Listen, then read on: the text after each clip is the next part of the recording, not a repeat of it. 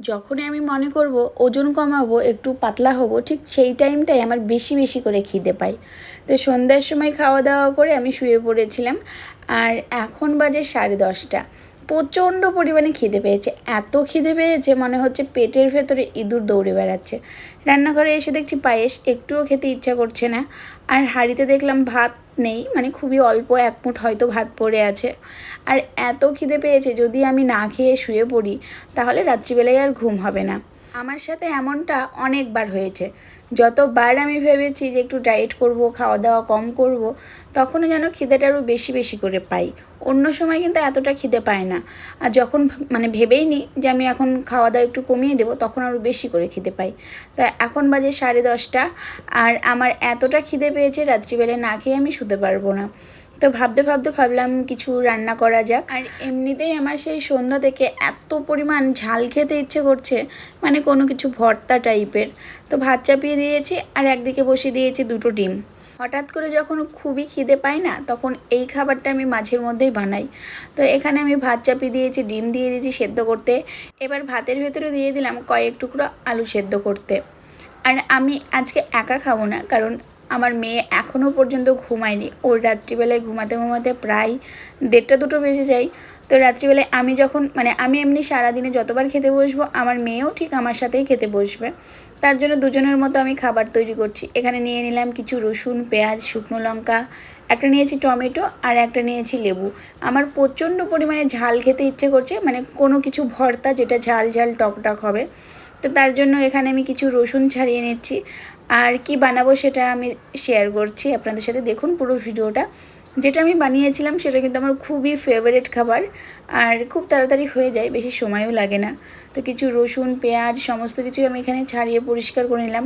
শুকনো লঙ্কা অনেকগুলো নিয়েছি, প্রথমে বলেছি আমার প্রচণ্ড পরিমাণে ঝাল খেতে ইচ্ছে করছে, তো অনেকটা শুকনো লঙ্কা নিয়েছি। এদিকে আমার ভাতটা প্রায় হয়ে এসেছে, আর ডিমটাও সেদ্ধ হয়ে গেছে। আর আমি যে শুধু ঝাল খেতে ভালোবাসি তেমনটা না, আমার মেয়েও কিন্তু প্রচণ্ড পরিমাণে ঝাল খায়। ওইটুকু মেয়ে এত ঝাল খায়, না দেখলে কেউ বিশ্বাসই করবে না। তো ভাতটা হয়ে গেছে, আমি নামিয়ে নেব। এবার আমি কড়াই দিয়ে দিলাম, তার মধ্যে দিয়ে দিয়েছি একটুখানি সরিষার তেল। আর কড়াইটাতে না আজকে মাছ ভাজা হয়েছে।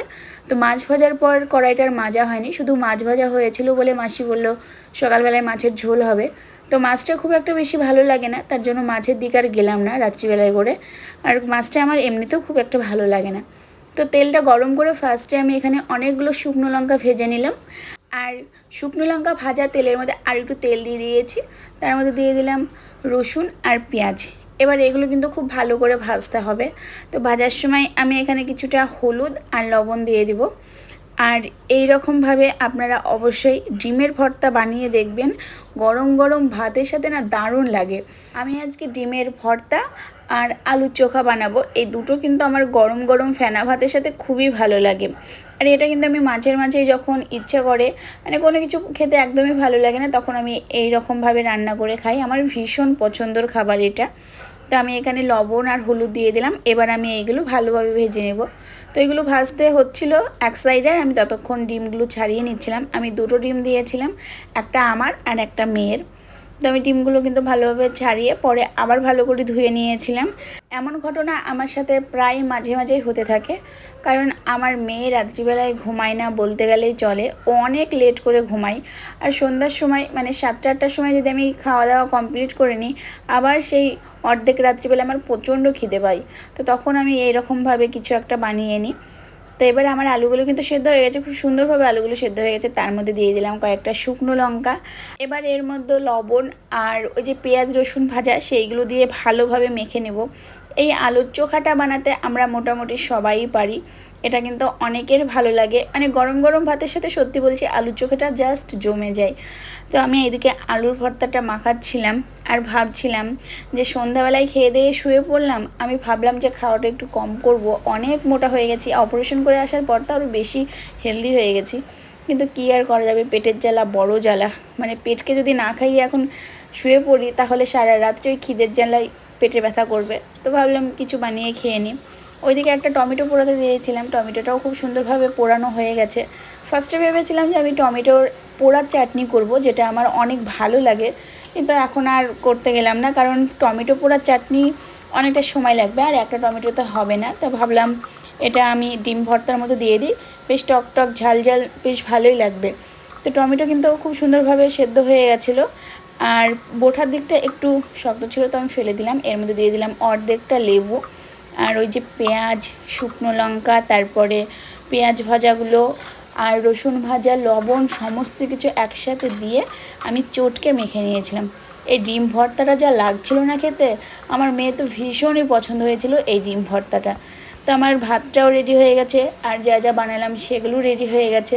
কিছু করার নেই, না খেয়ে এখন ঘুমাতে পারবো না, খেতেই হবে। যারা আমার মতো খেতে ভালোবাসে, যারা পেটুক টাইপের, তারা বোঝে না খেয়ে ঘুমানোটা কতটা কষ্টের। মানে যতই মনে করি না এবার একটু কন্ট্রোল করব, হয়ই না, তখন মনে হয় যেন আরও বেশি বেশি করে খিদে পায়। তো যাই হোক, ভিডিওটা আজ এখানে শেষ করলাম। কেমন লাগলো কমেন্ট করে কিন্তু অবশ্যই জানাবেন। আর আমার মতো পেটুক কে কে আছেন বলবেন, মানে মাঝরাতে উঠে এরকমভাবে রান্না করে কে কে খান সেটা কিন্তু কমেন্ট করে অবশ্যই জানাবেন। চলুন সবাইকে টাটা বাই বাই, সবাই ভালো থাকবেন, সুস্থ থাকবেন, দেখা হচ্ছে আবার পরের কোনো ব্লগে।